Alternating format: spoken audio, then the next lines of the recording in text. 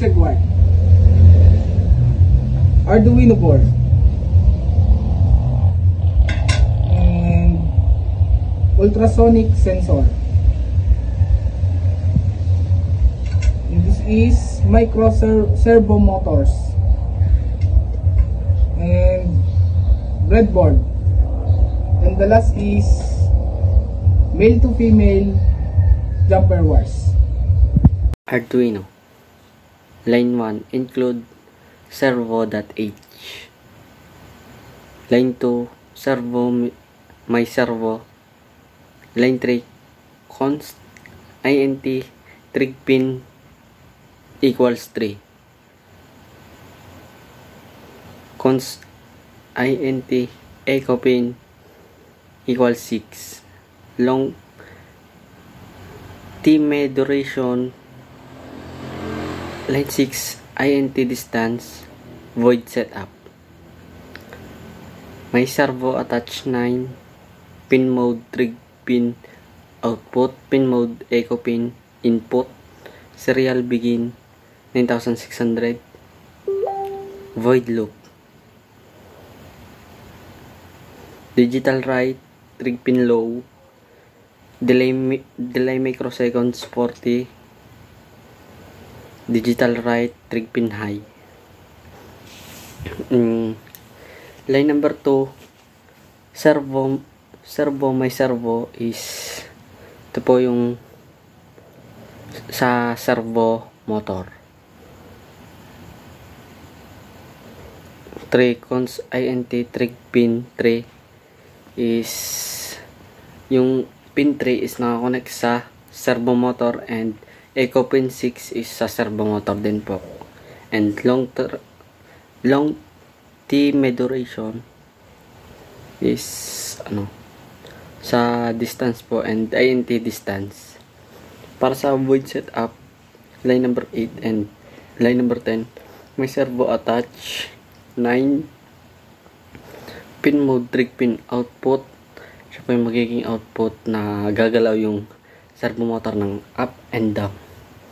And pin mode echo pin input, mag-i-input po para tumaas, and yung sa pin mode naman po trig pin output is para bumaba. Serial begin 9600. Ito po is yung delay per milliseconds. Void loop. Open curly bracket. Digital write trigger pin low. Delay microsecond is 40. Digital write trigger pin is high. The code initializes the servo motor, ultrasonic sensor pins, and serial communication for debugging. In the loop,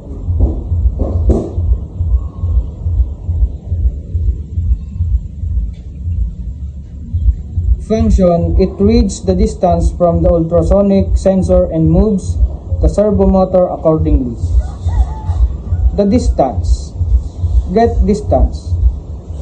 Function triggers the ultrasonic sensors and calculates the distance, and based on the time it takes for the signals to return. The build: Arduino and breadboard. Connect the Arduino to the breadboard using jumper wires. Connect the Arduino 5V pin to the positive rail on the breadboard. Connect the Arduino ground pin to the negative rail on the breadboard. Servo motor. Connect the servo motor's power, usually red, to the positive rail on the breadboard. Connect the servo motor's ground, usually brown, to the negative rail on the breadboard. Connect the servo motor's signal, usually yellow or orange, to a digital pin on the Arduino, example given pin 9. Ultrasonic module. The ultrasonic module has 4 pins: VCC, trigger, echo, and ground. Connect the VCC pin to the positive rail on the breadboard. Connect the ground pin to the negative rail on the breadboard. Connect the trigger pin to a digital pin on the Arduino. Example given pin 10. Connect the echo pin to another digital pin on the Arduino. Example given, pin 11.